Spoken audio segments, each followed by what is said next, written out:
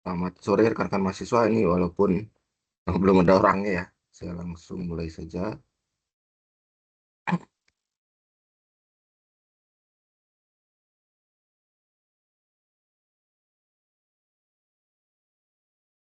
Untuk tugas itu berada di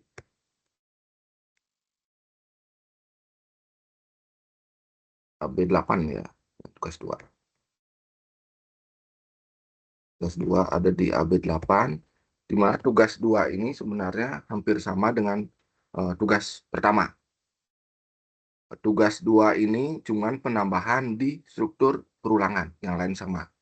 Makanya kalau di hasil tugasnya itu saya masih belum eh, membenarkan ya, sebenarnya boleh-boleh aja menggunakan array list atau Java collection. Jadinya menggunakan array biasa. Kalau menggunakan eh, Java collection atau salah satunya array list itu ada pengurangan nilai. Walaupun nggak banyak ya, saya lihat ya di eh, rubrik nilainya nggak terlalu banyak pengurangan nilainya. Kalau nggak salah dua apa berapa ya itu nggak terlalu banyak. Cuman karena ada rubrik nilainya yang menyesuaikan dengan rubrik nilai. Kalau array list Java collection itu bisa juga sebenarnya array itu kan di materinya bukan itu. Jadinya ada pengurangan nilai. Kemudian saya lanjutkan lagi untuk tugasnya ini eh, ada 4 ya, tambahan lagi satu, yaitu penggunaan for each, while, dan while. Kalau sebelumnya ini tidak ada, ini nggak boleh. Dan banyak tugas satu itu menggunakan yang ini ya, walaupun memang saya bilang eh, di web sebelumnya tanpa for each, while, dan dual atau eh, perulangan ya, itu sering disebut dengan pengulangan gitu ya. Kurang begitu fleksibel programnya memang tanpa for each, while, dan dual kurang begitu fleksibel. Ini sekarang udah ada di soal ini untuk penginputan atau pembelian makanan itu tanpa batas ya, ada keterangan kita warga. Kemudian di sini ya, silakan masuk ini pada sebuah kelas menampilkan ini daftar menu makanan, menu rumah, dan mengolah pesanan, menghitung total biaya percetakan, dan aplikasi menambah menu restoran. Jadinya pada saat pemesanan menu ini, kalau nggak salah saya ada baca, dia tanpa batas. Kemudian ketika diinputkan salah, ya dia ngulang lagi. Nah, itu kan pakai for, while, dan dual.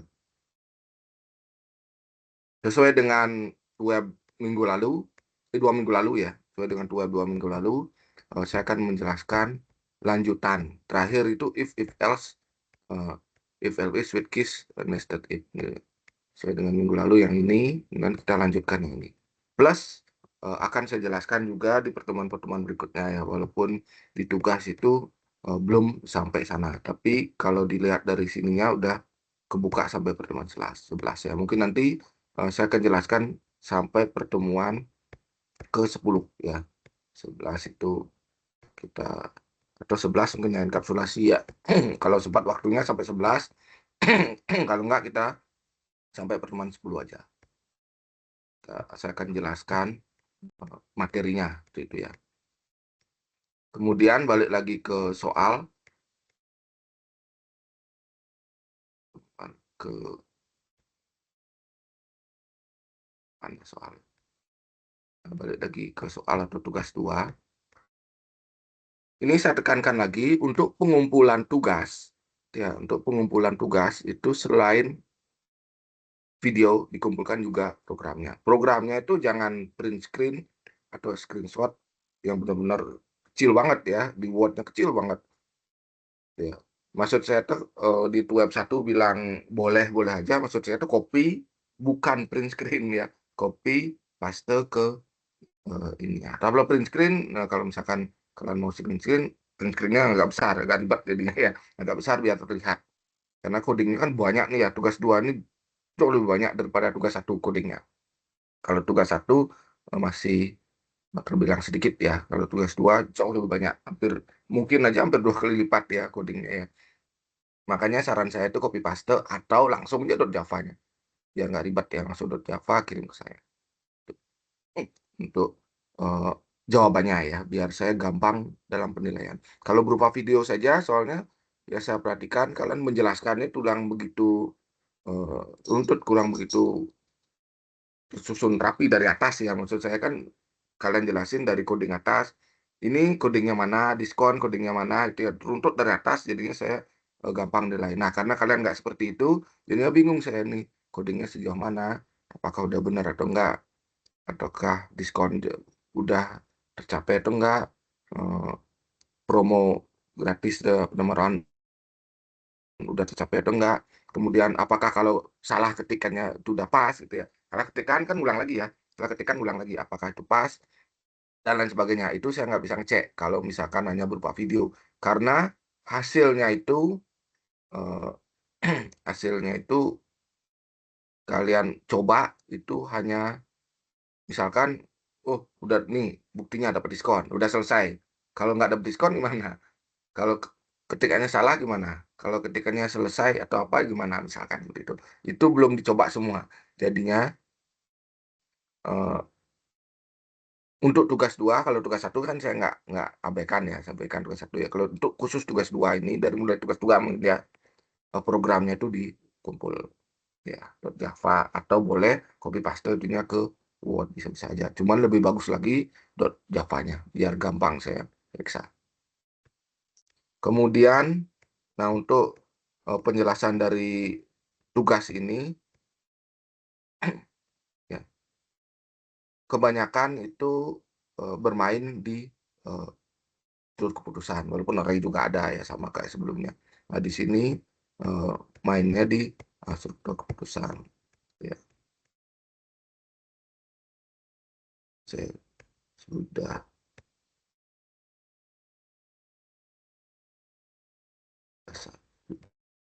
dua. Nah, ini kurang lebih seperti ini. Kurang lebih ya. Kalau di sini kan pakai dis ya. Minggu lalu sudah saya jelaskan dis itu apa, mengirimkan variabel. Kalau ininya berbeda boleh tanpa menggunakan dis. Tapi disarankan menggunakan dis. Kemudian ada return value. Ini di sini ada setter getter ya. Sebenarnya setter getter tuh kalau kalian baca materi enkapsulasi ya. Nanti saya jelaskan kan ya. Kalau kalian baca materi enkapsulasi akan ada penjelasan setter getter atau asesor mutator yang saya bilang. Kenapa dibuat setter getter? Karena variabel itu tidak boleh diakses oleh kelas lain. Makanya dibuatlah privat.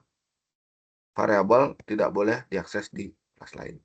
Yang boleh diakses adalah metode dan konstruktor. Ya. Ini konstruktor, ini metode. Ya. Makanya ada namanya setter getter. Get itu untuk mengambil nilai, set itu untuk mengisi nilai. Nah, logikanya kan seperti itu ya. Set untuk mengisi nilai, get untuk mengambil nilai. Jadi diisi nilai di set, diambil nilai di get. Atau bisa juga menggunakan konstruktor. Kemudian yang satunya, nah di sini saya bilang ya bermain di while atau dual sini ya, bermain dual. Kenapa pakai dual? Karena dual itu walaupun kondisi tidak terpenuhi, minimal ada satu kegiatan atau minimal dia mengerjakan satu proses yang berada di dalam dual. Jadinya sangat-sangat cocok untuk kasus seperti ini. Ya, dual sangat-sangat cocok. Karena pasti masuk sekali, pasti. Nah, makanya cocok sekali untuk kasus-kasus yang kalau while for itu kalau while itu kasus yang tidak bisa masuk sama sekali. Kalau for awal dan akhir diketahui. Nanti saya jelaskan lebih jauh. Nah ini diskon dan sebagainya itu kan udah di tugas satu ya, harusnya ini tinggal pengembangan lagi dikit. Tuh, lanjut ya lanjut atau enggak, kalau salah apa yang terjadi itu tinggal lagi dikit aja itu penambahan. Walaupun ini saya bilang tadi ya codingnya lebih banyak daripada coding yang sebelumnya. Kalau dilihat saya cek dulu.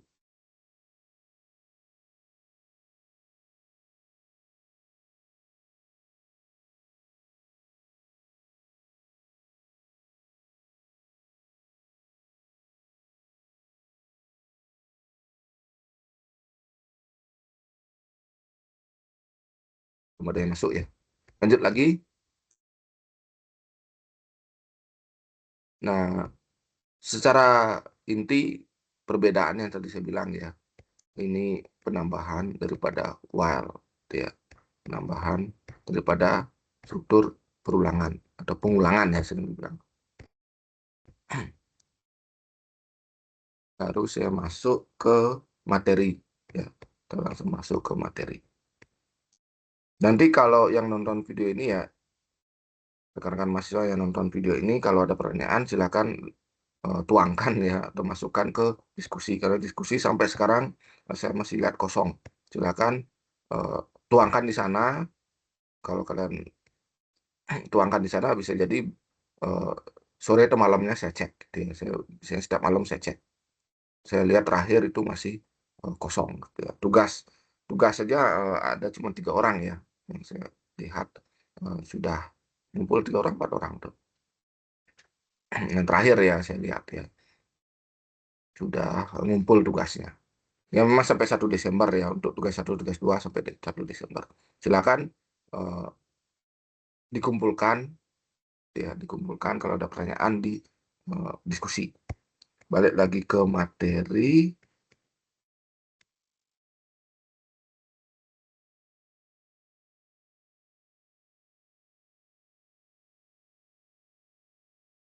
Saya pakai yang ini.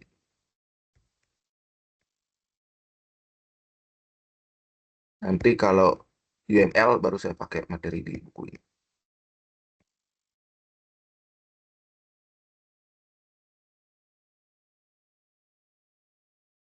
Ke 5, kalau 4 kalau sama masih Sweetkiss ya. 5 Sweetkiss ya, 6 berarti sekarang. Sweetkiss sudah saya jelaskan sebelumnya. Nah, di sini ada for each, while, dan do while. Nah, secara ini ya, secara umum ya, ini saya bisa bilang ya, perbedaan antara selain for each ya, for, while, dan do while. Ini mungkin minggu lalu sudah sempat saya singgung dikit ya. Secara kesimpulan atau secara keseluruhan, for awal dan akhir diketahui. Kalau kita mau suatu hal yang awal dan akhir kita ketahui, pakailah for. Misalkan perulangan untuk bilangan genap, ganjil, ya, memunculkan bilangan genap, memunculkan bilangan ganjil. Kan awal akhir kita ketahui, awal misalnya dari 1 sampai 100, dari 1 sampai 1000. Kemudian untuk bilang prima dan sebagainya, itu sudah kita ketahui awal dan akhirnya. Kalau kita lihat dari codingnya, ini coding ya, awal dan akhirnya sudah kita ketahui. Ini ke jumlah menu aktif ini ada batasan menunya ya.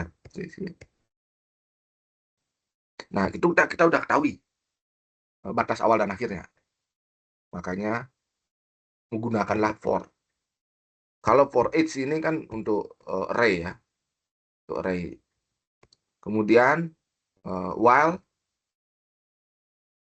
akhirnya belum kita ketahui, gitu ya. Suatu hal yang terakhirnya belum diketahui. Boleh-boleh aja menggunakan apakah melanjut ya, apa melanjut ya. Kita nggak tahu berakhirnya sampai kapan gitu. Itu secara ininya ya, secara teorinya ya. Kita nggak tahu akhirnya apa. Padahal sebenarnya kita juga udah tahu. Kalau kita ketik tidak, dia akan keluar. Kita udah tahu ya. Tapi kapan dia keluar itu kita nggak tahu. Itu jadi segi teori. Kalau do while sama persis seperti while, bedanya kalau while sebelum masuk kita udah diusir ya, kalau tidak memenuhi. Kalau do while masuk dulu sekali aja, baru ternyata dia nggak cocok, ternyata nggak sesuai, baru keluar. Ya sederhananya misalkan mau ke bioskop, kalau while itu sebelum masuk kita udah dicek dulu, oh ternyata nggak buat tiket, sebelum keluar. Kalau do while, satpamnya di dalam ruangan. Satpam itu di dalam bioskop. Masuk kita dulu ke bioskop tersebut, ada satpam, nah kamu nggak bawa tiket, keluar kamu gitu. Tapi kita sempat masuk sekali di dalam bioskop tersebut. Kita sempat prosesnya sempat dijalankan sekali sebelum kita keluar. Kalau tidak memenuhi. Dual biasanya sangat-sangat cocok untuk kasus yang tugasnya. Dual sangat cocok. Walaupun while juga bisa-bisa aja. Saya kadang pakai while juga bisa aja, nggak masalah. Tapi dual biasanya sangat-sangat cocok untuk kasus tersebut. Kalau kita lihat dari materinya,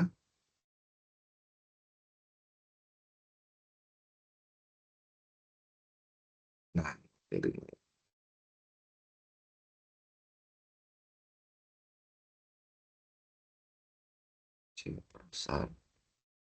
Struktur perulangan for, dan dia angka perulangannya jumlahnya perulangan terhitung atau tertentu dalam kelompok. Ini saya bilang tadi ya. Perulangan yang kita ketahui awal dan akhirnya. Kemudian nomor 2, perulangan yang jumlahnya perulangan tidak bisa ditentukan di awal atau tidak tertentu.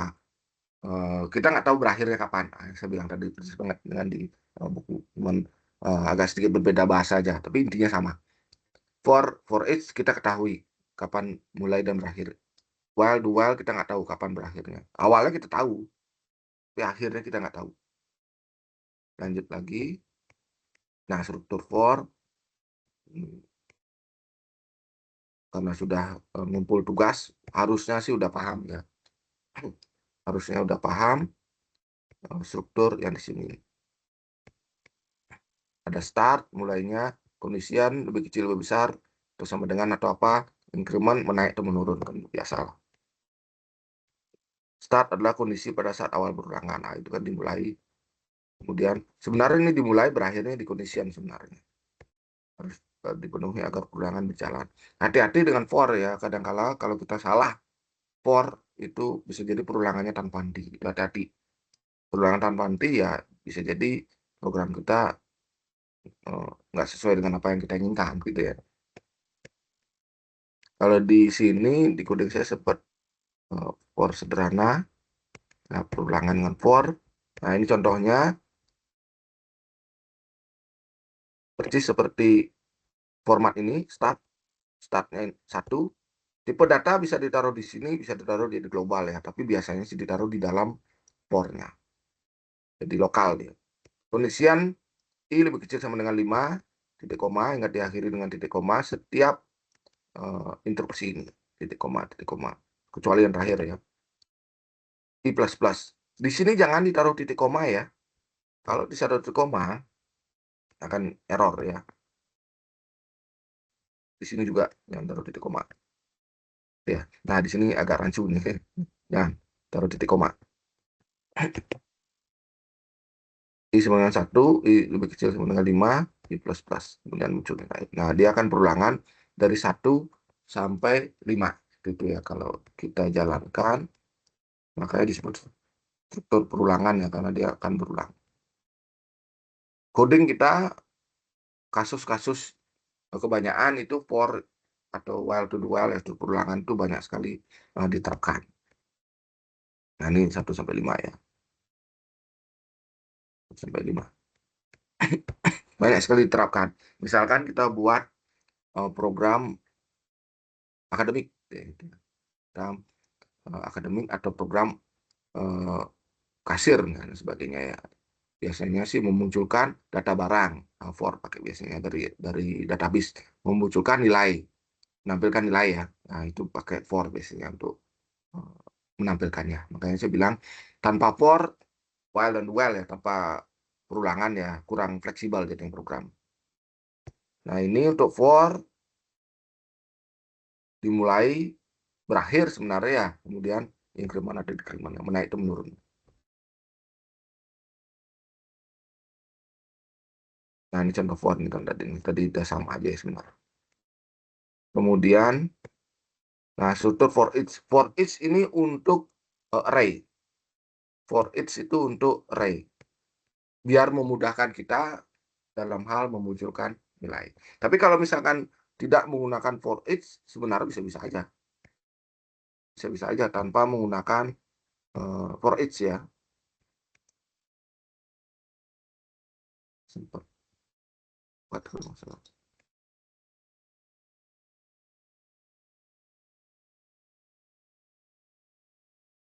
For each. Oh, saya ada hapus tadi. Sempat saya buat for each yang ini deh. For each ini khusus untuk array sebenarnya. String data mata kuliah ada 3. Nah, ini for each-nya mata kuliah. Kemudian ini mata kuliah dari string mata kuliah. Nama ininya ya. Kemudian daftar mata kuliah ini array-nya. Ini array. Kalau kita jalankan,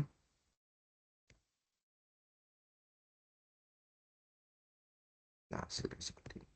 Akan muncul semua yang ada di sini. Ini array berupa string ya. Ini kan array ya, benarnya ya. Kemudian string mata kuliah ini variabel biasa ya, variabel yang kita buat. Kemudian daftar mata kuliahnya adalah variabel dari string ini. Kemudian mata kuliah, ini mata kuliahnya dari sini. Nah, jadinya dia menangkap isi di dalam semua ini. Dia perulangan sampai sejumlah semua ini. Nah, jadinya ada 3. Pengen Java, riset data, dan struktur data. Nah, itu secara singkat for each. Ingat, for each itu untuk array. Sangat-sangat disarankan kalau array menggunakan for each. Walaupun bisa aja kita menggunakan for biasa. Bisa-bisa aja. Bisa-bisa aja kita menggunakan for biasa.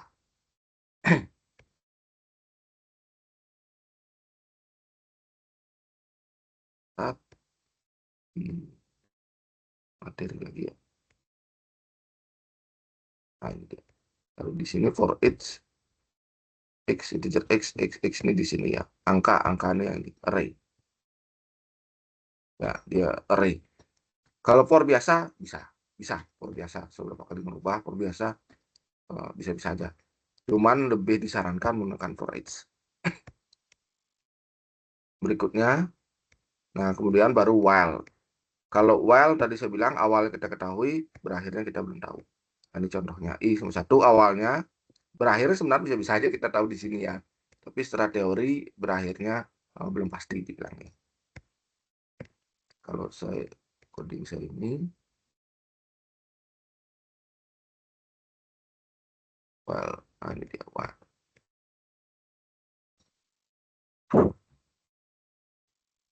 Nah ini while hitung lebih kecil dari 3, dengan hitung while hitung. Ini hitung ini dimulainya dari 0 sebenarnya. Ini dia. Ada awal dan ada akhir sebenarnya. Dan 1, 2 sebenarnya. Tapi secara pelaksanaan untuk while akhirnya berakhirnya kita nggak tahu sesuai dengan teorinya juga. Di plus-nya ada di sini. Increment ada decrement.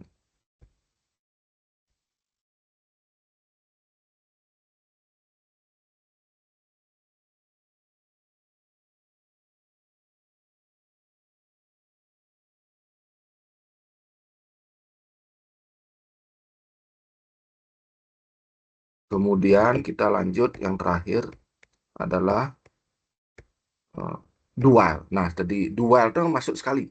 Perulangan dual merupakan modifikasi dari perulangan while, yakni dengan memindahkan posisi pemeriksaan kondisi di akhir perulangan. Artinya, pengerjaan instruksi atau blok instruksi terlebih dahulu baru periksa. Artinya dia masuk dulu, ada proses dulu 1 kali aja baru keluar. Makanya dibilang dual itu minimal, maksudnya dia bisa memproses sekali walaupun kondisi tidak terpenuhi. Kondisi tidak terpenuhi dia uh, masuk sekali. Selain itu, ini di tugas ya, saya banyak sekali melihat tugas yang kalian kumpulkan, yang tugas 2 ya, itu ada namanya break. Di Sweetcase juga ada break ya. Nah, break itu sangat membantu juga bagi kita untuk uh, menerapkan struktur pengulangan. Sangat-sangat bermanfaat. Ada 2, ada break dan continue. Kalau kita dilihat di Sweetcase ya, kita lihat di Sweetcase itu juga ada break, juga ada break ya, untuk menutup Sweetcase atau keluar dari Sweetcase. Break itu fungsinya untuk keluar ketika kondisi terpenuhi. Dia keluar tapi masih menjalankan proses berikutnya, bukan keluar terus program ya. Keluar tapi masih menjalankan proses berikutnya. Tapi kalau continue, dia akan meloncat atau melompati apa yang kita inginkan. Misalkan ada 5, 1, 2, 3, 4, 5-nya kita loncatin jadi 6. Misalkan 20 kita loncatin jadi 19, langsung 21. Nah, kasus-kasus itu sering terjadi. Gitu ya. Misalkan kita mau meloncatin nomor-nomor tertentu, kita mau meloncatin nama-nama tertentu, kita mau ngeblok nama itu biar nggak dimunculkan, bisa-bisa aja menggunakan continue. Kalau kita lihat dari codingnya, nah ini continue dulu ya.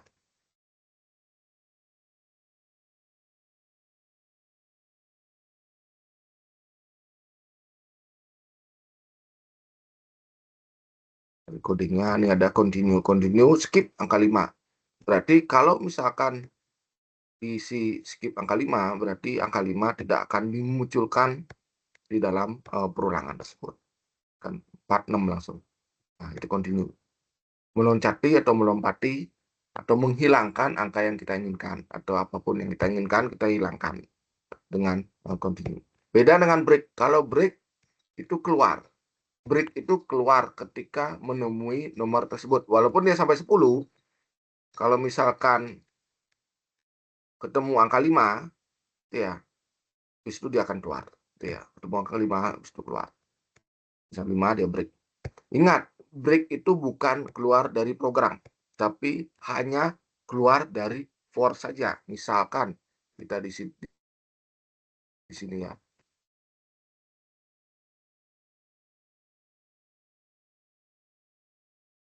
Ya, akhir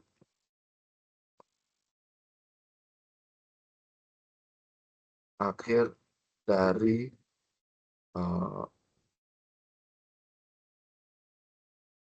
angka ya. Akhir dari yang ketemu break. Misalkan. Nah, dia akan tetap menjalankan yang ini di luar daripada for tersebut. Tetap dia jalan. Bukan keluar benar-benar close ya, bukan. Tapi keluar, maksud saya itu keluar dari perulangannya. Keluar dari for yang di dalamnya ada breaknya gitu ya. Nah, ini akhir dari angka yang ketemu break. Dia akan tetap menjalankan. Walaupun di luar dari itu masih ini, walaupun sebenarnya masih ada angka di sini, ya masih ada angka, dia tetap keluar, tapi tidak keluar dari program, hanya keluar dari for saja. Nah itu break. Soalnya lagi ada dua coding ya, dua apa namanya sintak yang digunakan untuk membantu kita, ya, membantu kita dalam penerapan suatu pengulangan. Sangat-sangat membantu malah kan. Yang pertama adalah break. Break itu sering kita pakai ketika kita tidak ingin menggunakan if else, bisa-bisa aja ya.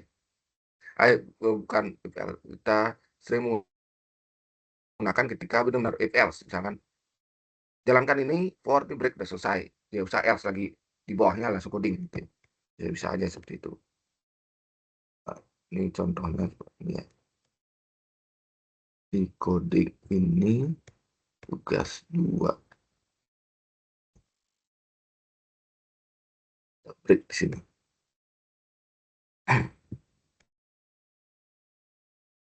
Kalau di Sweetkiss kan memang ada break ya. Sweetkiss memang uh, breakdown memang bagian dari dia. Nah, tapi kalau for itu kan benar bukan bagian, maksudnya break bukan bagian dari for. Kalau di Sweetkiss pasti ada. Kita coba lihat.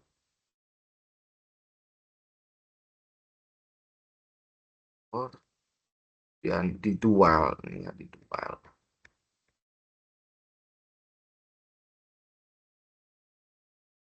Nah, ini dia. Ini bukan itu ada break.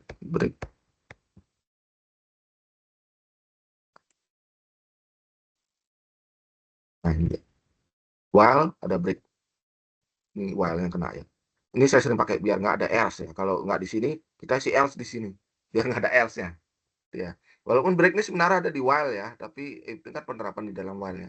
Ketika dia maksimal, misalkan ini kan ada maksimal karena array ya, dia akan keluar gitu ya, break. Nah, itu bantu baru. Kalau nggak ada apa-apa ya dijalanin di bawah. Itu biasanya sering diterapkan, walaupun ini saya bilang tadi ya dia di dalam perulangan ya, tapi di perulangan tersebut kita tambahkan breaknya ya untuk memudahkan gitu ya, memudahkan kita dalam membuat program tersebut biar nggak ada email-email tambah lagi else gitu ya, biar lebih singkat lah, lebih simpel lah program. Nah, misalnya seperti itu. Kalau ini kan biasa sukis, tidak ada lagi. Ah ini dia banyak break, break, kemudian ini break juga. Jika selesai break keluar lagi. Kalau nggak di sini isi else. Nah kalau ini susah. Kemudian satu lagi, mumpung lihat codingnya, ketika dia satu statement seperti ini boleh tanpa kurung berawal buka tutup. Ya, ketika dia satu statement, satu baris saja ya boleh tanpa buka tutup. Harus kan if ada buka tutup ya. Nah, ini buka tutup. Kalau dia dua wajib.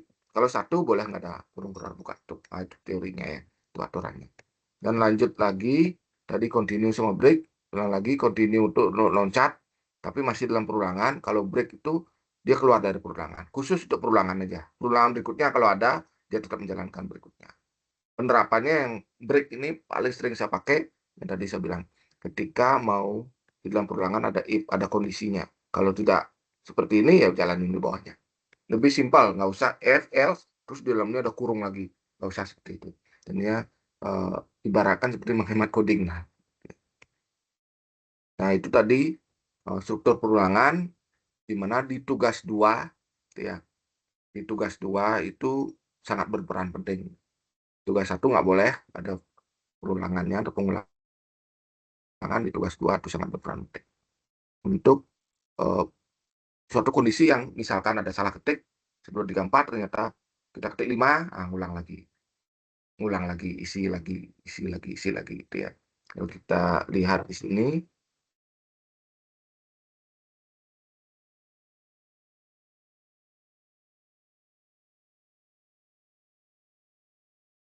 ya, ngulang lagi terus. Ya, ulang lagi kalau nggak ada. Terus A itu dual, misalnya. Main karena dia masuk dulu. Nah, itu fungsi daripada pengulangan ya, perulangan ya, atau pengulangan, struktur perulangan. Yang sangat-sangat bermanfaat sekali kalau kita membuat program dengan kasus seperti ini. Sangat-sangat bermanfaat. Kemudian lanjut lagi, ini kalau untuk tugasnya, itu materinya sampai perulangan aja ya.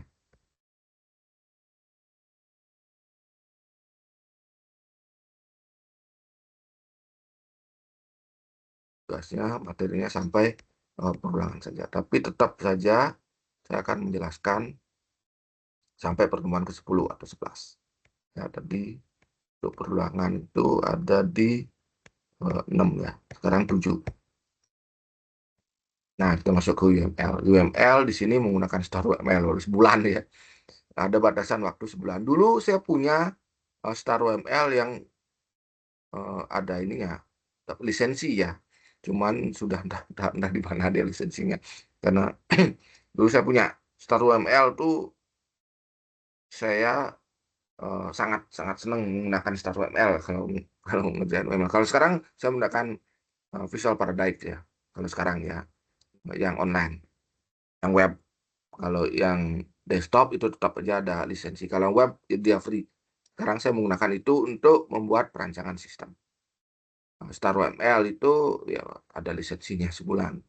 Jadinya karena lisensi saya entah tahu di mana tuh, eh, ini saya apa namanya, aplikasi dan lisensi entah di mana, jadinya saya berganti ya jadi Visual Paradigm. Sama aja sebenarnya, sama aja. Menggunakan apapun sama aja.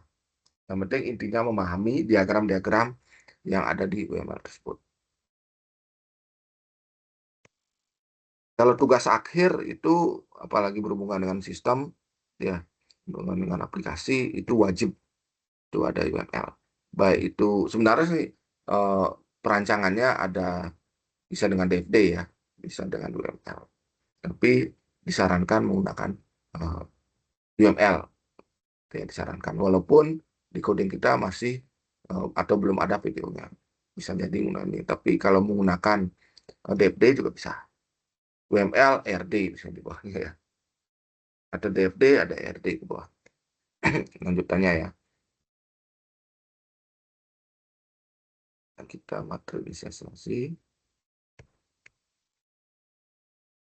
Nah, kalau saya biasanya ya eh, diagram yang sering saya pakai kalau misalkan riset ya, penelitian, ada perancangan tuh kalau searching nama saya, kemudian riset saya ada yang perancangan dulu ya. Saya buat perancangan, itu biasanya saya 4 atau 5 diagram ya. Eh, Kebanyakan 4. Ya, masa-masa saya bimbing juga kebanyakan 4 diagramnya. Yang pertama itu use case, yang kedua itu activity, yang ketiga itu sequence, yang keempat itu adalah class diagram. Itu biasanya sering uh, saya pakai gitu ya, baik itu saya riset sendiri ataupun masa bimbingan saya. Dan dulu pernah saya pakai satu lagi ya, state card diagram. State card diagram ya, di materi ini ada state card diagram yang sebenarnya hampir mirip dengan activity diagram, tapi dia sebenarnya beda ya, beda. Kita lanjutkan. Nah, di sini ada tujuan, gitu ya, tujuan yang menggunakan bahasa model visual ya biar gampang aja. Kalau misalkan eh, kita mau ngecek lagi atau mau revisi atau renovasi dan sebagainya ya codingnya dari desain tersebut atau pemodelan tersebut atau perancangan tersebut, kita tahu alurnya kayak apa. Dan menyatukan praktek-praktek baik yang ada dalam pemodelan, memberikan model yang siap untuk digunakan, merupakan bahasa pemodelan ya, benar, visual yang ekspresif untuk mengembangkan seberapa mudah dan untuk berkomunikasi atau mengkomunikasikan model secara mudah. Berguna sebagai blueprint ya, pasti blueprint ini penting dengan hasil rancangan sangat lengkap dan informasi yang detail mengenai coding suatu program. Kemudian memodelkan sistem yang berobjek. Jadi tidak hanya digunakan untuk memodelkan perangkat lunak saja ya, nggak ada perangkat lunak ya, bisa jadi eh, hal lain, proses lain yang menerapkan pemodelan sistem berobjek ini. Selain kasus lain yang kasus umum ya, kasus kenyataan ya, maksudnya bukan coding ya, pekerjaan dan sebagainya yang bisa dimodelkan dengan UML. Kemudian menciptakan suatu bahasa modelan yang nanti bisa digunakan oleh manusia maupun oleh mesin. Tujuan atau kegunaan dari penggunaan UML. Kalau di sini titik fokusnya kita mau perancangan suatu program, kan titik fokusnya seperti itu. Nah, di sini sebenarnya UML itu ada banyak ya, ada banyak sebenarnya kalau kita lihat dari bagian-bagian di dalamnya ini. Nah, secara umum ada dua, struktur diagram dan uh, behavior diagram. Nah, ini di dalamnya ini ada banyak struktur diagram, ada composite struktur diagram, ada deploy diagram, ada package diagram, profil diagram, kelas diagram, objek diagram, komponen diagram. Kemudian kalau behavior diagram, ada activity diagram, use case, dan state machine diagram, ada interaction diagram, sequence diagram, communication diagram, interactive overview diagram, dan timing diagram. Nah, ini struktur diagram terdiri atas tiga, ada kelas diagram, ada behavior diagram. Ini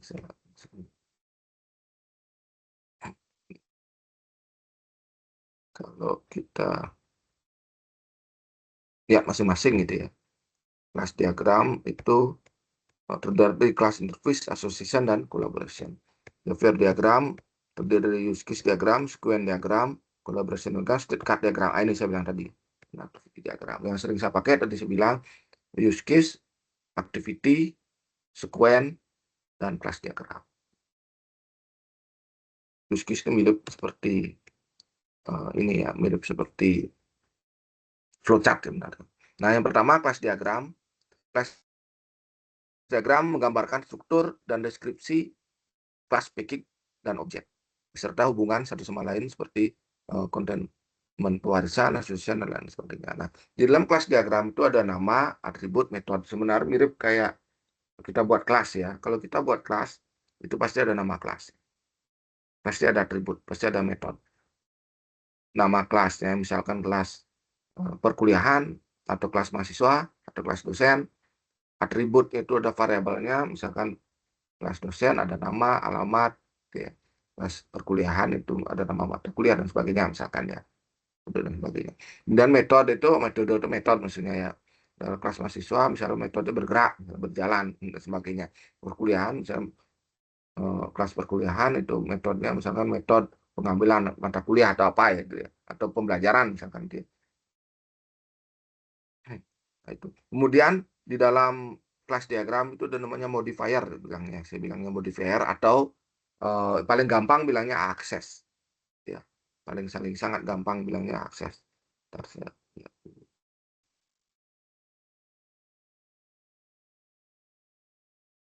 Gabungin. Nah, kita lanjut lagi.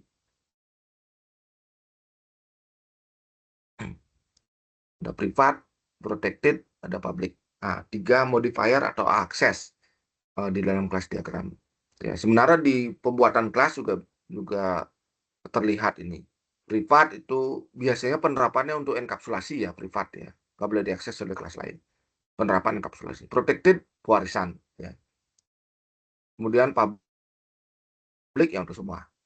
Kebanyakan kalau variabel itu bersifat privat. Seperti saya bilang tadi, ada materi pertemuan keberapa itu 11, berapa 10 ke 11 itu ada namanya enkapsulasi, wajib variabel diprivatkan karena variabel tidak boleh diakses oleh kelas lain.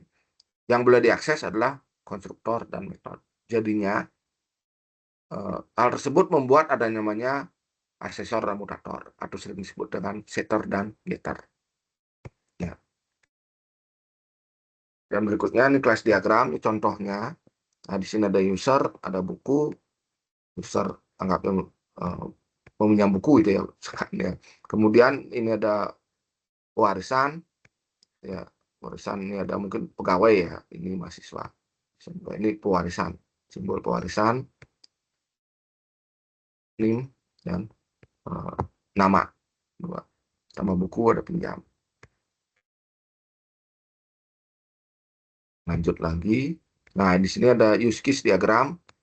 Use case itu kalau kita lihat dari pengertiannya, wajib diketahui adalah apa yang diperbuat sistem dan bukan bagaimana sebuah sistem. Sebuah use case mensentuhkan sebuah interaksi antara aktor dengan sistem. Kalau saya sederhananya bilangnya, kita bisa ngapain sih dengan sistem tersebut? Ya. Kita bisa proses apa yang bisa dilakukan sistem tersebut? Ya, misalkan ya. Anggapnya ada aplikasi perpustakaan, ya, misalkan ya. Yang bisa kita lakukan sebagai user, login. Yang kedua, minjem buku, yang misalnya, atau searching buku lah. Yang berikutnya, cek stok dan sebagainya. Nah, itu semua diutarakan atau dibuat atau dirancang di use case diagram. Jadinya, dengan melihat use case diagram, kita mengetahui, oh, kayak apa sih program tersebut?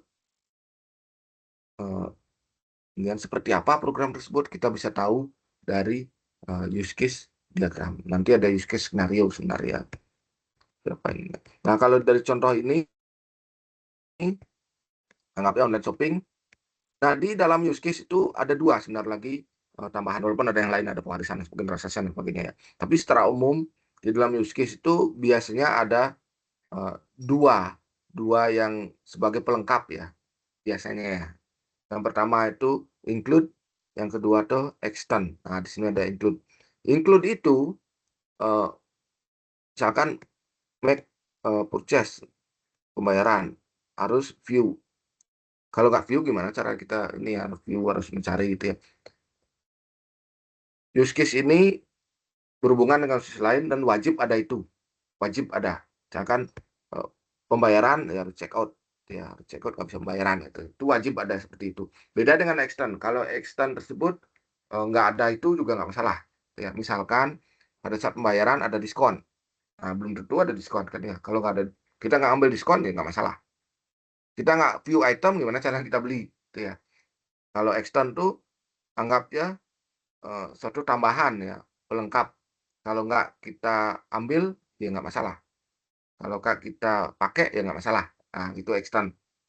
Disesuaikan aja, dipikirkan aja. Oh, ini ada extendnya nggak? Apa ini extend atau include? Ya, disesuaikan aja. Biasanya login itu include ya, misalkan habis login ngapain gitu ya. Kalau tanpa login kita nggak bisa melakukan yang lain. Misalkan seperti itu bisa juga menggunakan include. Ada yang bilang kalau misalkan di bank kita buat deposito itu extend ya. Kita nggak deposito juga nggak masalah itu perluasan.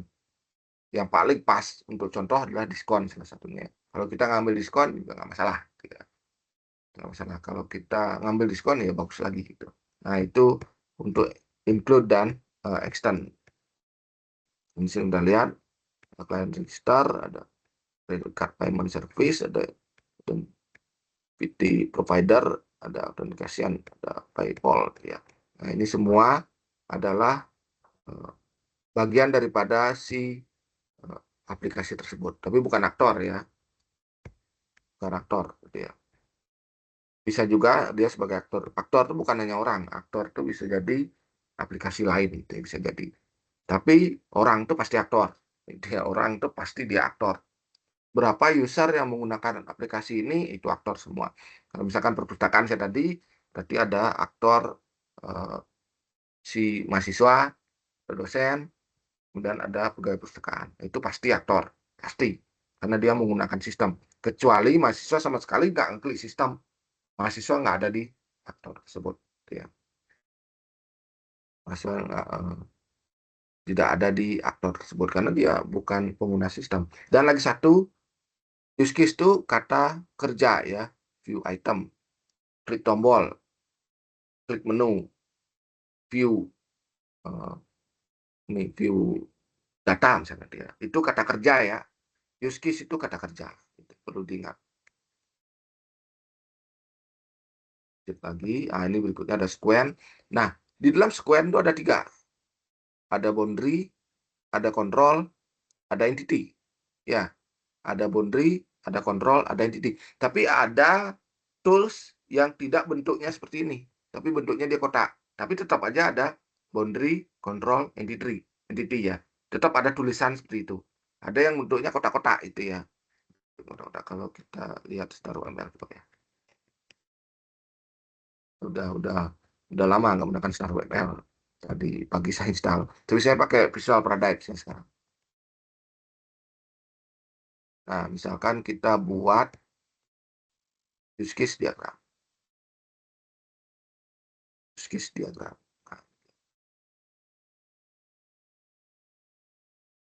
Or, bukan use case, maaf. Squen, maksud saya. Squen diagram.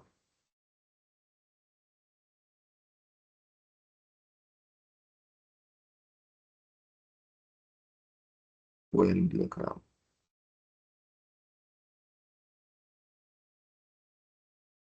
Squen diagram di sini ada line. Line itu berapa lama dia mengerjakan. Gitu ya. Kemudian interaction ini. Sits. Nah, ini berapa lama dia mengerjakan. Saya sebenarnya ingin lihat boundary control entity.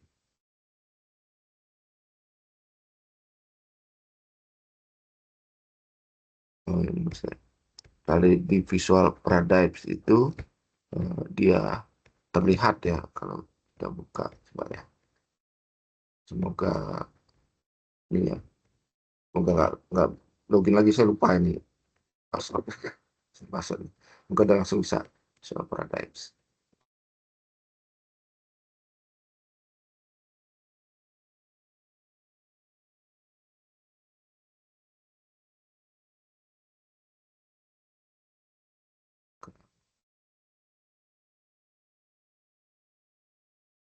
Oh, di sebentar.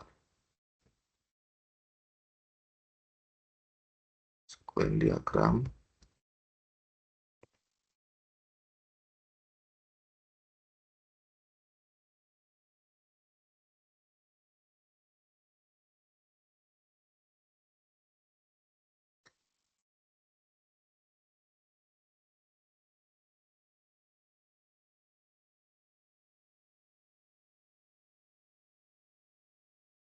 Nah, ini dia.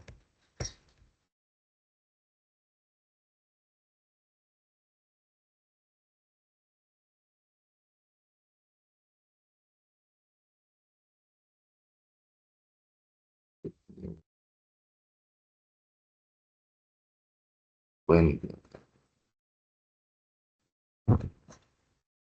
Squen diagram. Ya, itu dia gambar dia.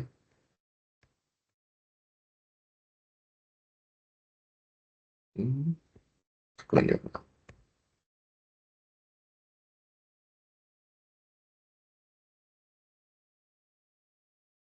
Nah, kalau di sini dia boundary control entity ya. Ini boundary, ini control, ini entity. Kan sama persis dengan yang ada di materi ya. Ini materi. Nah ini dia, sama kan ya. Ini control entity, boundary control entity. Nah ini kalau saya biasanya pakai visual paradigms ya untuk membuat rancangan. Nanti kalau nggak bisa disimpan, di print screen aja. Cara paling gampang. Kalau ini kan masih gratis ya, gratis kadang nggak bisa disimpan dia. Bisa print screen aja, kan gampang lah. Diekspor di sini kan mana ekspor, bisa. Kalau misalkan untuk ngambil gambarnya, ya, sederhana ini aja, jangan ribet-ribet ya, saya print screen di sini. Nah, itu dia untuk squen ya. Kalau squen itu tadi saya bilang ada 3, boundary, control, entity. Boundary itu untuk tampilan, control itu untuk proses misalnya, entity itu untuk datanya. Nah, itu sebentar ya.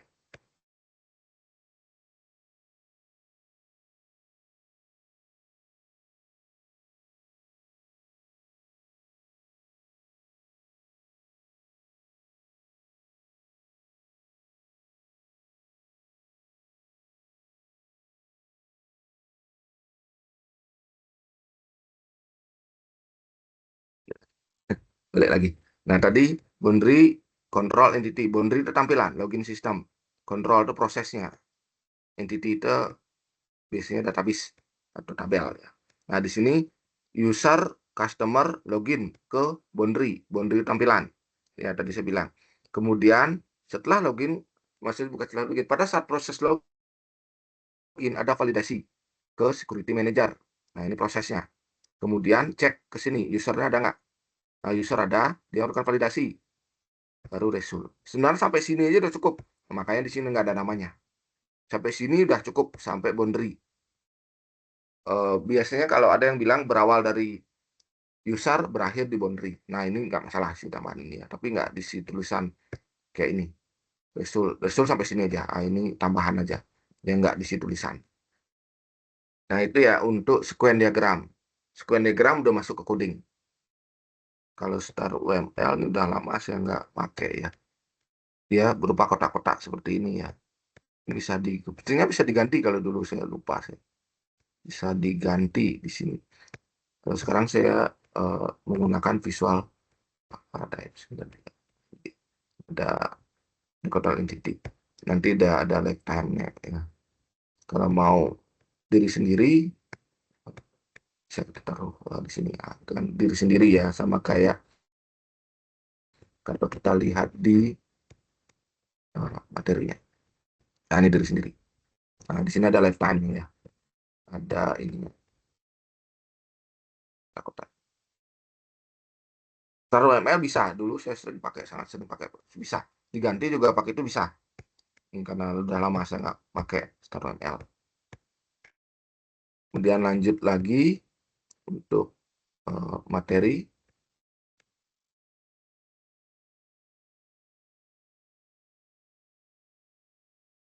Ya, ini namanya collaboration diagram. Ini diagram ya. Kalau kita lihat dari materi sini baru lebih jelas.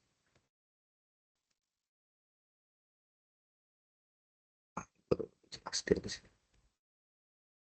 Kalau nggak salah 6. Bukan. Oh,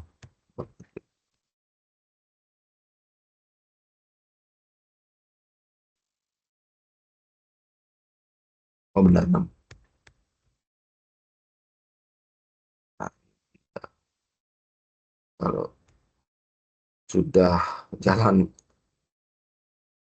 ininya, apa namanya, Zoom atau Chrysostom tim atau yang sebagainya ini agak lambat dia. Atau Google Meet itu pasti agak lambat jadi. Nah, ini jelas ya. Kalau di PT agak buram dia. Nah, ada dua ya, ada kiri ada kanan. Biasanya kalau kiri ini adalah objeknya, kanannya adalah kelasnya. Kelas hotel, hotel objeknya.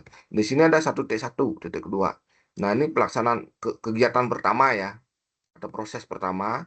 Nah, lalu udah bagian ini bagiannya dia. Make reservation, membuat return, ini void ya. Ini method void, bukan metode data. Dan objeknya ini masuk ke chain hotel, ini interface-nya, kemudian masuk ke sini. kemudian masuk ke hotel, pengecekan, ini pengecekan diri sendiri, self link. Ada nggak kamar kosong? Kemudian dicek reservasinya, muncul notifikasi, dibalik lagi ke dia. Akan sederhananya seperti itu. Itu untuk collaboration ini. Ya proses dia, ya proses yang terjadi pada saat kita melakukan action tertentu.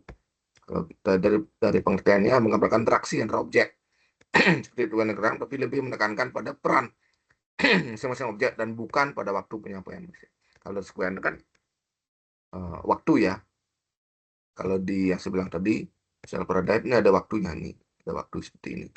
Kalau kita geser ke sini, nah, dia ada waktu ya, ini dia. Line ada waktu time-nya nih. Bisa kita panjangin sebenarnya. Nah, ini panjang nggak dia? Misalkan pada saat proses apa, dia panjang nggak? Kalau panjang, panjangin lagi.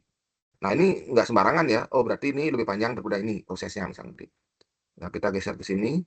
Ini panjang banget misalkan prosesnya untuk proses ini, mencari entity ini, berarti kita panjangin. Walaupun masih nerka-nerka ya, jadinya nggak harus segini nggak. Nerka-nerka. Oh, ini paling panjang, habis itu baru dia ke sini, misalkan habis ini. Itu ya ke sini. Panjang segini. Baru balik. Baru balik sini, misalkan seperti itu. Jadi kalau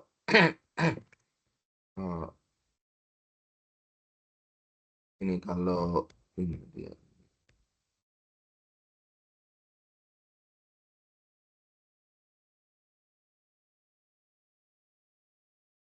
Kalau collaboration diagram itu interaksi objeknya, bukan waktu. Nanti interaksinya seperti apa sih objek dengan objek.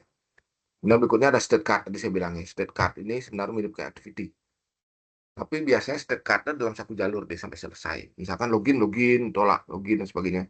Dia dalam satu jalur, satu alur ke bawah. Beda dengan activity. Kalau activity kan biasanya ada dua ya. Kalau kita lihat ini activity ada dua. Kota, ada pustakawan. Kalau ini memang satu jalur aja. Login, login aja terus ke bawah. Sampai dia selesai. Login, validasi, tolak login, main program. Kalau activity ini mirip dia sebenarnya. Ada start.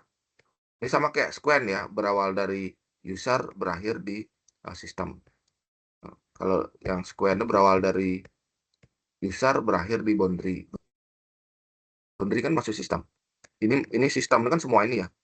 Sistem semua ini usernya. Berakhirnya di sistem nih atau di boundary. Kayaknya di Squen nyambung dia. Nah, berakhirnya di sini. Di sistem pustakawan. Di ini ya. Di sistemnya ya. Data, data buku, ya tidak. Kalau ada ngisi user sistem, gitu. Ada yang ngisi seperti itu juga. Nah, ini pengambilan buku, validasi data buku yang dilakukan oleh sistem.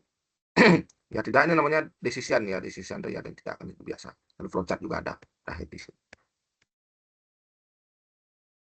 Nah, berapa objek swimlane? Swimlane-nya kotak ini ya, untuk menggambarkan objek mana yang bertanggung jawab di dalam hal tersebut. Kalau di sini diisi pustakawan ya, karena pustakawan itu logikanya dia yang menginput ya. Kalau ada yang buku lain atau contoh lain itu sistem ya,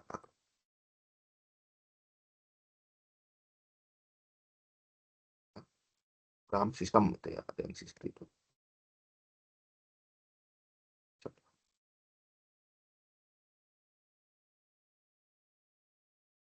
supaya seperti ini. Contoh lain saya gambar.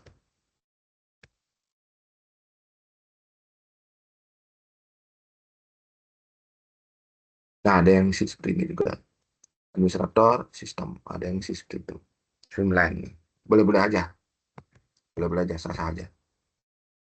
Ada yang isi ini ya, output user, sistem, sama third party payment. Nah, ini uh, berhubungan dengan program lain ya, bukan di program kita. Nah, ini sistem di sini dia. User, login, view and order, ini sistem. Dan ini sistem yang lain ya. Nah, ada yang sprint. Nah, berakhirnya di sistem. Dia bisa ngisi sprint nih karena udah close ya. Sebenarnya bisa dibawa ke bawah sini juga. Bawa ke bawah ini. Nah, biar benar. Tapi karena di sini biar nggak berat ini ya, biar nggak kacau ya. Jadinya dibawa ke sini nggak masalah. Bawa ke bawah juga. Masukkan ke sini juga nggak masalah. Ini kalau dibawa ke bawah ada fork majuin dia. Kalau di uh, activity diagram itu sebenarnya ada fork, ada join. Ini activity diagram ini. Kalau di StarML ada nggak? Dia fork join.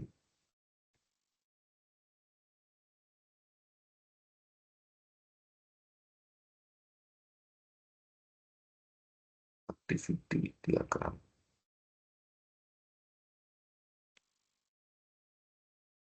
Nah ini dia fork join ada di sini. Fork join itu fork itu misalkan kita ada proses lebih dari satu. Kemudian join itu gabung uh, dari dua proses tersebut. Kalau kita lihat di sini fork dan join diagram.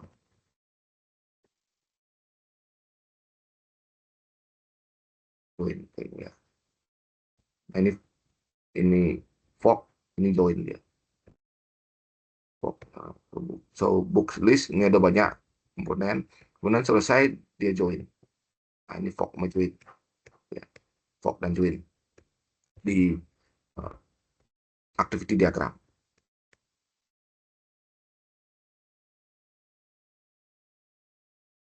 Di sini kan belum masih nggak kompleks. Dan di materi itu ada cara install ya, proses install ya, dulu di sini. Tapi 30 hari ya, satu bulan ya, satu bulan sudah cukup lah untuk kalian mengerjakan proyek. Cek lagi sebetulnya ada yang masuk.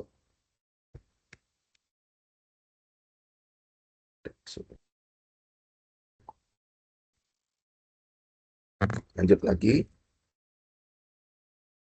Ini pasti diagram. Ini cara pembuatannya bisa dibaca ya. Banyak sebenarnya ada garis ya, ada agregation, ada komposisi di kelas diagram ya, ada dependensi, saling ketergantungan saya dan sebagainya.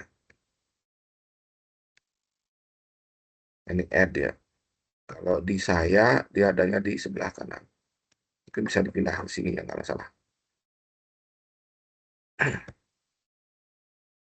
Bisa ditukar di mana di model explore yang ini model explore ini ya. Nah, silakan dilanjutkan nih, silakan dibaca. Dan lanjut lagi kalau dilihat dari materinya tadi pertemuan 7, sekarang lanjut ke pertemuan 8.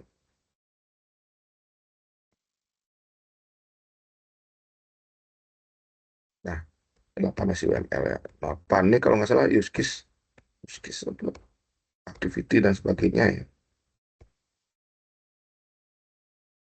Oh, udah selesai. Oh, ini cara penginstalan ternyata nih. Bukan cara penginstalan, disuruh install ya berdua. Kira ada penambahan materi lagi. Kemudian lanjut ke 9. Nah, ini yang terpenting ya. Nah, PBU. Ini udah mulai eh, tingkatannya lebih tinggi nih, susahnya lebih tinggi daripada yang sebelum-sebelumnya. Ada kelas interface, ada kelas abstrak. Nah, ini dia. Lebih tinggi. Ada yang bilang ya ini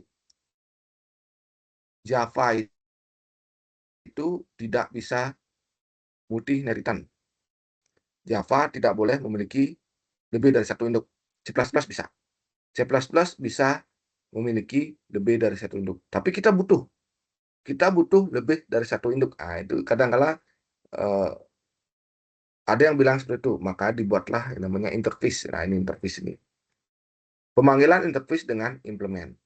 Misalkan extend apa, implement. Kalau kalian belajar gawai ya, pemrograman bergerak, di perangkat bergerak, itu ada nama kelas, extend, pewarisannya induknya, anaknya, extend induknya, implement, namanya apa misalkan. Nah, kita butuh kelas lain untuk membantu kelas kita, gitu ya. Kalau di buah pewarisan kan ada ya pewarisan dari induk ke anaknya, tapi kita butuh kelas lain lagi selain induknya ini, maka dibuatlah interface. Interface ya implement. Ya, pemanggilannya implement. Nah, di sini ada abstrak, interface. Abstrak tuh biasanya berhubungan dengan pewarisan. Nah, ntar ada hubungannya dengan polimorfisme. Abstraksiannya abstrak ada hubungannya dengan polimorfisme. Polimorfisme satu sifat memiliki banyak fungsi. Kita bisa membuat satu metode tapi di fungsinya banyak, gitu ya. Satu metode itu untuk fungsinya banyak, bisa dipakai A, bisa dipakai B, bisa dipakai C, gitu fungsinya di kelas anak-anaknya ya. Ingat, polimorfisme dan abstraksian ini berada di pewarisan. Interface enggak.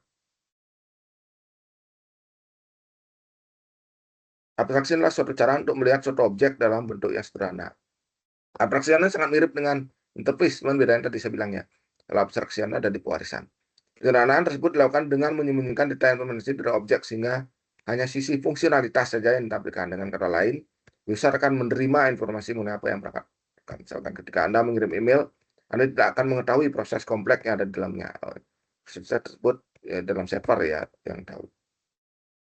Dan email yang Anda tulis akan dikirim pada alamat yang dituju. Ya. Kelas abstrak minimal ada satu metode abstrak. Itu ingat. Kelas abstrak minimal ada satu metode abstrak. Kalau nggak ada ya untuk apa kita buat kelas abstrak ya. Misalkan kita buat mau kelas ini, gitu, tapi nggak ada metode yang ketugi. Jadi untuk apa? Fungsinya kan metodenya akan dipanggil. Metode yang ada metode abstrak ya. Dalam abstraction ada yang disebut dengan kelas abstrak yang tadi saya bilang ya. Kelas abstrak adalah kelas yang masih dalam bentuk abstrak. Karena bentuknya masih abstrak, maka tidak dapat dibuat langsung menjadi objek. Dan objeknya ada di kelas anaknya. Sebuah kelas disebut abstrak apabila memiliki paling sedikit satu atau lebih metode abstrak menurut dia. Ingat, satu kelas abstrak minimal ada satu metode abstrak. Ya. Metode abstrak adalah metode yang tidak memiliki implementasi atau tidak ada bentuk konkretnya. Mirip kayak mirip kayak interface sebenarnya. Dengan kata lain, metode abstrak adalah metode yang tidak memiliki isi. Nah, kosong dia. Ada titik koma di sampingnya. Kalau kita lihat contohnya, ini dia. Metode abstrak ada tulisan abstrak di depannya ya, simpel sederhana aja. Abstrak kelas ini ada protected void bergerak. Nah, ini kan belum ada metode abstraknya ya. Kita lihat triangle shape, triangle critical. Nah, ini contohnya. Misalnya bentuknya seperti apa, kemudian ada segitiga, ada lingkaran. Nah, get area ini ya, get area ini belum tahu, ini masih abstrak. Nah, ini get area ini untuk segitiga atau untuk lingkaran. Nah, jadinya dia masih abstrak. Nah, itu sederhananya abstrak seperti itu ya. Ini, ingat pewarisan. Kalau logonya seperti ini, itu simbolnya seperti ini adalah pewarisan. Shape, triangle, circle. Di sini get area. Karena ini membutuhkan get area, ini membutuhkan get area, tapi masih belum tahu get area ini untuk menghitung segitiga atau luas segitiga atau luas lingkaran. Kalau luas lingkaran berarti yang ini dia, luas segitiga ini. Nah, itu sederhananya kelas abstrak seperti itu. Karena masih abstrak. Ini untuk menghitung apa gitu ya. Kalau menghitung segitiga ya udah diturunkan ke kelas segitiga. Kalau untuk menghitung lingkaran ya udah diturunkan ke kelas lingkaran. Nah, gitu. Nah, ini dia circle extend. Extend itu pewarisan. Ya, extend ini adalah pewarisan. Shape, kelas shape, ya lingkaran misalkan ya. Nah, float radius. Kemudian public circle float radius. Ya. Ini kelas circle, kelas circle di atas. Nah, ini kelas circle, kelas shape maksud saya. Shape ini ada metode abstrak satu. Ini dia metode abstrak. Metode abstrak adalah metode yang ada abstrak di depannya, simpel saja. Dan dia tidak ada isinya. Kalau ini kurung-kurung buka tutup ini nggak ada. Ya, nggak ada kurung-kurung buka tutup. Dia langsung seperti ini karena get area ini bingung dia mau ngitung apa. Nah, di sini baru diisi rumusnya. PR kuadrat misalnya. Atau enggak segitiga rumusnya itu setengah kali alas garis tinggi. Ya. Nah, baru di sini diisi rumusnya. Kalau di sini masih bingung. Kalau di sini isi rumus, rumus apa ini? Segitiga apa persegi panjang, atau persegi atau lingkaran atau segitiga dan sebagainya. Nah, kalau di sini baru tahu. Ah, itu sederhananya kelas abstrak. Ya. Sederhananya kelas abstrak. Nah, di sini ada sip segitiga, triangle ini sip lingkaran, lingkaran. Di sini nilai 4,5, segitiga alas tertinggi ya. Ini 10 adalah jari-jari ya. PR kuadrat ya, jari-jari dan jari-jari. Nah, sederhananya seperti itu. Jika ada pertanyaan, saya bilang tadi, silakan tuangkan di dalam diskusi. Dan lanjut lagi. Nah, ini dia untuk kelas interface. Kelas interface tidak berada di dalam sebuah warisan. Dia memiliki khusus ya. Saya dibilang tadi, kalau extend apa, implement. Misalnya dipanggil dengan implement. Persis sama dengan abstrak. Ya, berfungsi sebagai penghubung antara sesuatu yang abstrak dengan sesuatu yang nyata. Ini persis abstrak. Sebagai contoh, perhatikan icon-icon aplikasi di smartphone. Icon-icon aplikasi kan banyak ya, smartphone. Untuk menjalankan aplikasi tersebut, Anda hanya perlu mengklik aplikasi tersebut dan aplikasi tersebut dapat Anda gunakan. Ya. Icon tersebut adalah interface. Ini belum tahu nih. Ya, baru klik baru dia akan menghubung ke aplikasinya. Selain aplikasi pada smartphone, terdapat juga tombol-tombol yang jika ditekan ada kejadian-kejadian yang terjadi yang muncul seperti menyala, mati suara, berapa dan sebagainya. Nah, ini contohnya di Xiaomi. Nah, di sini ada power on, power off. Power on nih untuk Xiaomi beda lagi. Power off nih untuk iPhone beda lagi, barakan ya. Kemudian power on off untuk Samsung, untuk Oppo beda-beda. Nah, di sini kita deklarasikan. Nah, ini untuk apa sih ini? Ya, kita menyediakan suatu metode ya untuk beberapa device ini. Kita menyediakan suatu metode ya, saya bilang ya, untuk berapa device ini. Nah, itu interface mirip, sebenarnya mirip dengan abstrak. Tapi bedanya kalau abstrak itu ya pewarisan ya. Kemudian abstrak juga ini masih abstrak ini, belum tahu fungsinya apa, atau belum diketahui isi dalamnya apa. Nah, kalau ini baru tahu. Kalau udah dideklarasikan sama kayak abstrak tadi, segitiga, lingkaran dan sebagainya baru tahu. Oh, dia ngapain sih dengan itu. Ini sama juga power on. Kalau di Xiaomi ngapain sih dia? Power on kalau di iPhone kayak apa? Samsung kayak apa? Oppo kayak apa? Lanjut lagi. Udah bisa lihat di buku ini pertemuan ke-7.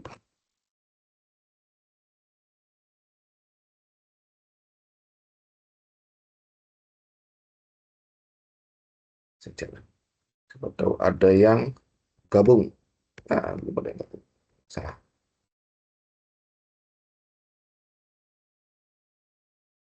Ini misalnya interface tadi udah ya. Di buku lebih detail lagi sebenarnya penjelasannya. Tapi intinya sama kayak tadi. Nah, interface. Berfungsi sebagai penghubungan. Udah.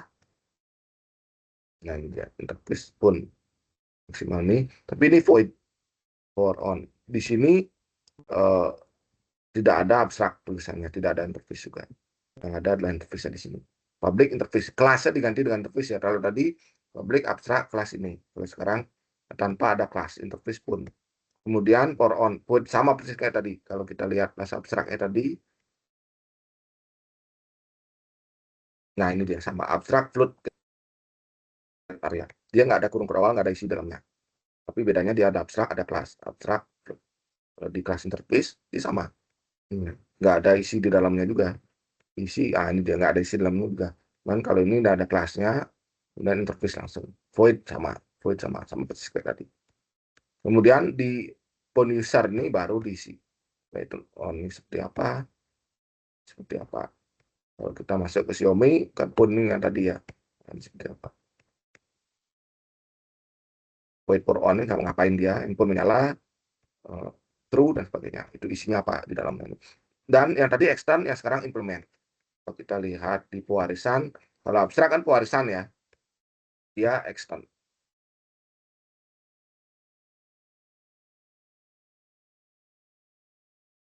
Nah, extend. Induknya ini, sip ini, anaknya adalah sip, anaknya adalah triangle dan circle. Tadi saya bilang, tidak boleh lebih dari satu. Misalkan circle, extend, sip, koma, apa, itu nggak boleh. jadinya dibuatlah kelas abstrak. Circle, extensive, implement apa gitu. Jadinya implementnya masuk sekarang. Interface. Nah ini dia yang tadi saya bilang. Extend kalau di interface itu dia implement ya untuk interface. Intinya hampir sama sebenarnya penggunaannya, tapi maksudnya bentuknya hampir sama, tapi fungsinya mungkin ya agak sedikit beda. Kalau abstrak itu di pewarisan, kalau implement itu bukan pewarisan. Kalau abstrak itu dia tetap hal yang ini ya, induk dan mana ya, SIP sama segitiga kan induk dan mana. Kalau yang ini penerapan daripada atau penggunaannya, walaupun itu ada linksa pajak, ada Xiaomi dan sebagainya. Dan yang tadi saya bilang, interface ini salah satunya juga untuk biar bisa multiple inheritance. Salah satunya ya. Tapi setelah tadi saya bilang ya, kalau udah paham ya mirip-mirip lah kalau udah paham.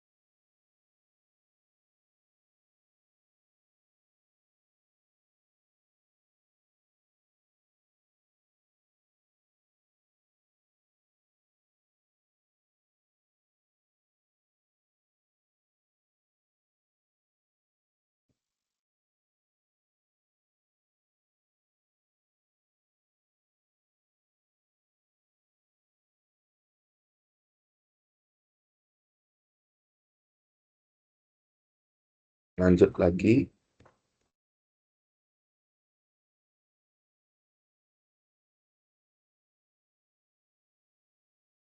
Terakhir ya, materi terakhir. Ini pertemuan 7.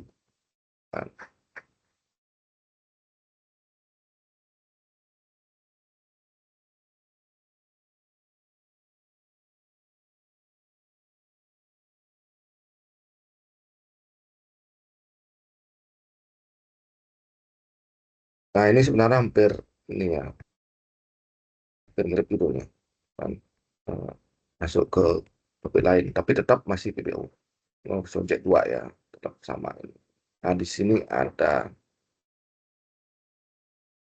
enkapsulasi polimorfisme, udah exception. Nah di tugas-tugas kalian exception itu udah ada ya. Tugas-tugas kalian ini saya nggak jelasin lebih jauh ya. Kita di web berikutnya saya jelaskan lebih jauh. Di exception nih di tugas kalian ada. Saya lihat ya salah satu tugas kalian ada exception. Exception itu untuk menanggulangi error sebenarnya.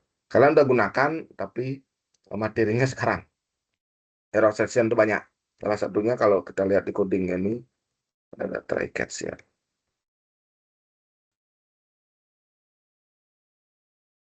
Try catch.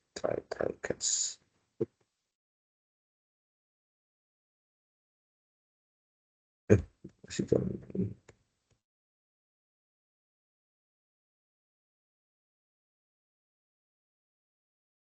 Nah itu try catch. Dan di sini ada exception. Nah, ini dia. Bisa di exception. Ah, ini dia. Exception itu menanggulangi error. Ada banyak sekali exception, bisa kalian baca-baca lagi. Kalau dia error butuh exception, kadang-kadang NetBeans menyarankan oh harus ada try catch. Terus lagi satu sebenarnya cuman terusnya jarang sekali dipakai. Ada terus, ada exception, ada try catch. Kalau di C# itu try catch saja. Saya kurang tahu terus itu ada atau enggak, tapi dari contoh-contohnya banyak try catch. Kalau di Java ada terus, ada try catch, ada dua. Terus itu kita abaikan errornya. Maksudnya kita nggak munculkan dia error apa sih, kita abaikan aja. Kalau try catch tuh apa errornya? kita bungkus, kita munculkan. Nah, sederhananya seperti itu. Dan di sini ada enkapsulasi. Enkapsulasi itu tadi saya bilang, enkapsulasi itu pengkapsulan, pembungkusan. Variabel tidak boleh diakses di aplikasi lain, di kelas lain. Jadinya dibuatlah enkapsulasi. Nah, gimana caranya biar nggak bisa diakses di kelas lain? Dia menggunakan yang namanya privat, ya, untuk aksesnya, modifiernya. Kita lihat di sini, ini privat. Disinilah penggunaan yang namanya setter dan getter. Ya, disinilah penggunaan yang namanya setter dan getter. Fungsi setter getter itu yaitu set itu untuk mengisi nilai, get untuk mengambil, untuk menampilkan nilai ya. Kalau dibilang mengambil nilai bisa, menampilkan nilai bisa, memunculkan nilai bisa. Nah, itu setter getter. Jadinya yang diakses itu bukan variabel tapi metode atau konstruktor. Ada setter getter dia. Ada yang bilang asesor mutator ya sebenarnya, tapi saya nggak terhafal ya. Asesor yang mana, mutator yang mana. Tapi ada bilang asesor, coba ya, tulisannya saya lupa. Dan mutator, ya akan menyesuaikan tulisannya. Nah, ini dia. Asesor mutator, setter getter sebenarnya. Ini dia di ini ya. Asesor metode untuk mengakses mengambil data dari anggota privat. Ini dia. Sering disebut getter. Oh, asesor itu getter, mutator itu setter. Asesor dan mutator. Kadang bilang itu asesor itu nama lainnya itu getter. Saya sering bilangnya setter getter ya, tapi ada buku yang nyebutnya asesor dan mutator. Ada buku nyebutan seperti itu. Tapi saya lebih familiar dengan setter getter. Karena setter getter, ciri-ciri setter ya ada set depannya. Ciri-ciri getter ya ada get di depannya.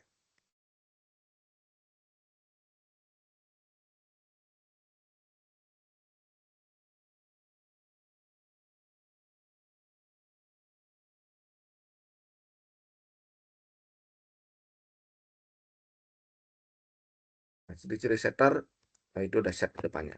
Ciri-ciri getter itu ada get depannya. Simpel sederhana aja kalau saya bilang. Itu kemudian lagi satu, nih saya lagi dikit aja. Metode setter getter. Setter getter. Kemudian kalau secara umum polimorfisme ini ada super ya. Super itu manggil konstruktor induk. Ini berikutnya mungkin akan saya jelaskan di web yang berikutnya. Karena kemungkinan saya kurang tahu juga nih, belum melihat soalnya. Bisa jadi udah masuk sampai soal sampai ini ya, tugas berikutnya sampai uh, di abstrak interface, kemudian sampai polimorfisme dan enkapsulasi. Nah, tadi ya digunakan memanggil instan variable. Instan variable adalah variabel yang berada di luar metode di luar konstruktor, tapi masih dalam lingkup kelas. Dia ada setter getter, pasti ada dis. Nah, super itu desain di pewarisan.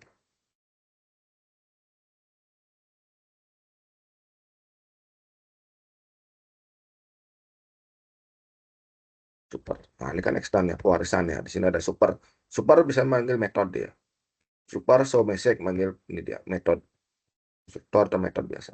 Kalau sekedar super dia manggil yang ini. Super dia manggil konstruktor, tapi kita isi show message berarti dia manggil method. Super digunakan untuk manggil konstruktor ya. Jadinya pada saat kita panggil dia eksekusi konstruktor person akan konstruktor. Kalau super tok itu dia akan manggil konstruktor induk. Sekilas lagi polimorfisme sebentar. Polimorfisme itu satu sifat memiliki banyak fungsi kalau saya bilang ya. Dia mirip seperti kita mau menaruh meja misalnya. Ada meja. Meja ini kan metode anggap ya. Meja ini bisa digunakan untuk makan, meja bisa digunakan untuk naik ke atas misalnya perbaiki lampu, meja digunakan untuk tidur, bisa dikasih selimut. Nah, satu meja bisa digunakan untuk berbagai macam fungsi. Nah, itulah polimorfisme sebenarnya. Satu metode bisa banyak fungsi dia, padahal itu cuma satu metode aja. Polimorfisme pasti berada di kelas induk. Ya, maksudnya ada pewarisan polimorfisme. Polimorfisme itu ada di kelas induk kemudian diturunkan ke anaknya. Pasti ada di extend atau kasusnya di pewarisan.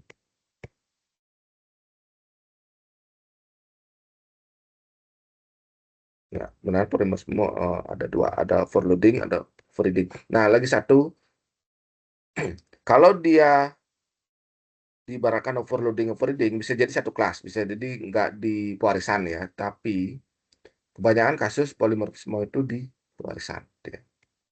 Overreading, overloading itu ya, ada overloading masih satu kelas dia sini.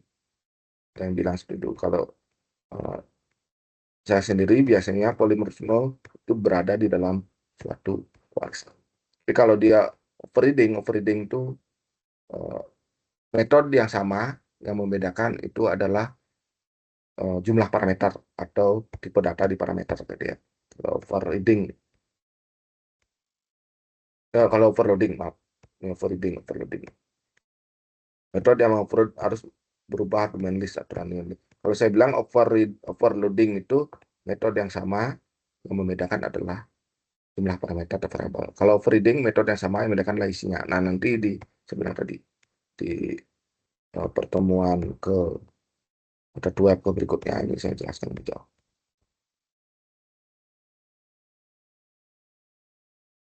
Siap.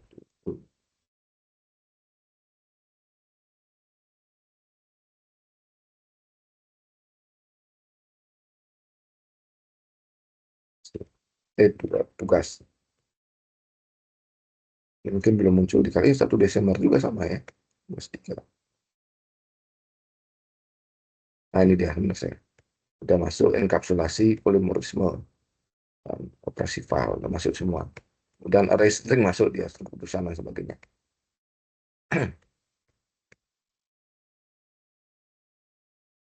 Kalau udah masuk abstrak interface ini memang lebih tinggi tingkatan susahnya ya. Tapi kalau udah paham ya nggak masalah.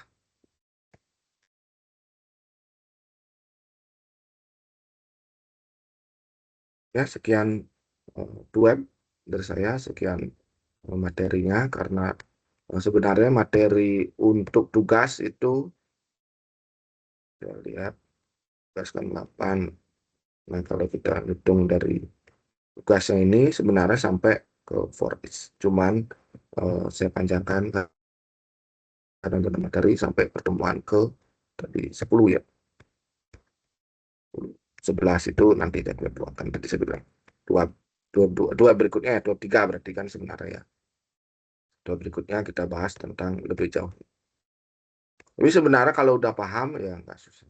Sebenarnya udah paham eh, 3 pilar penting dalam sebuah PBO gitu ya. Kalau udah paham.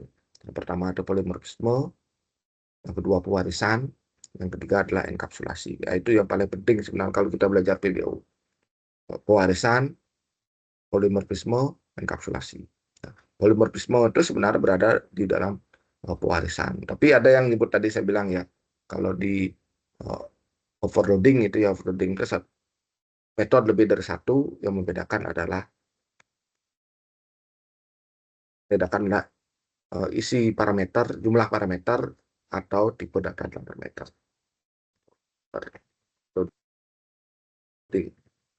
Dan overloading.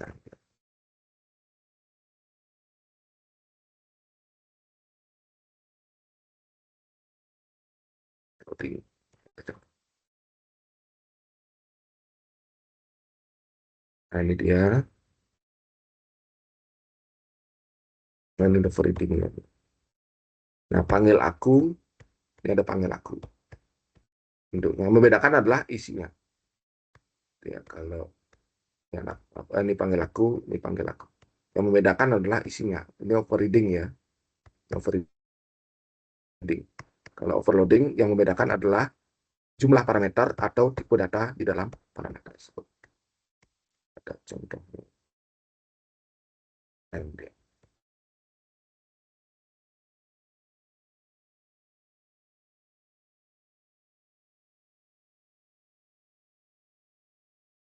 Ini tetap sama ya. Kalau overloading, ini overreading di pewarisan. Induk dan anak. Kalau overloading, ini dia. Yang membedakan adalah uh, jumlah parameter atau tipe data dalam parameter. Ini jumlahnya A dan B, ini ABC. Ini sama-sama MySum, sama-sama MySum. Yang ini pewarisan. Yang membedakan adalah isinya. Kalau Forwarding yang bedakan adalah jumlah parameter atau tipe data dalam parameter. Tipe data beda, jumlahnya 2 nggak masalah, itu tipe data yang beda. Tapi kalau 2 dan 3 ya mana-mana aja. Kalau ini yang membedakan adalah isinya. Yang membedakan adalah jumlah parameter atau tipe data dan parameter.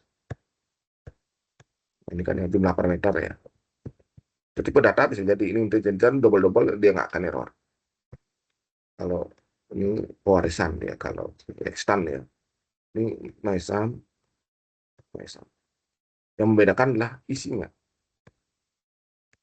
Nah, sederhana.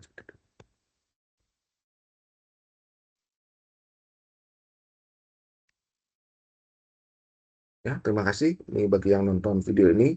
Semoga menambah ilmu kalian. Misalnya kan kalian baca aja. Jadi saya ini menambah ilmu kalian, memahami dari materinya, ya, lebih memahami, gitu ya, lebih memahami dari materi yang ada di buku tersebut. Ya. Kemudian kalau ada pertanyaan, kalau ada bingung, kalau belum paham, bisa ditanyakan di diskusi. Jangan sampai diskusi tersebut kosong. Ya. Terima kasih, saya tutup webnya. Semoga sekali lagi semoga bermanfaat.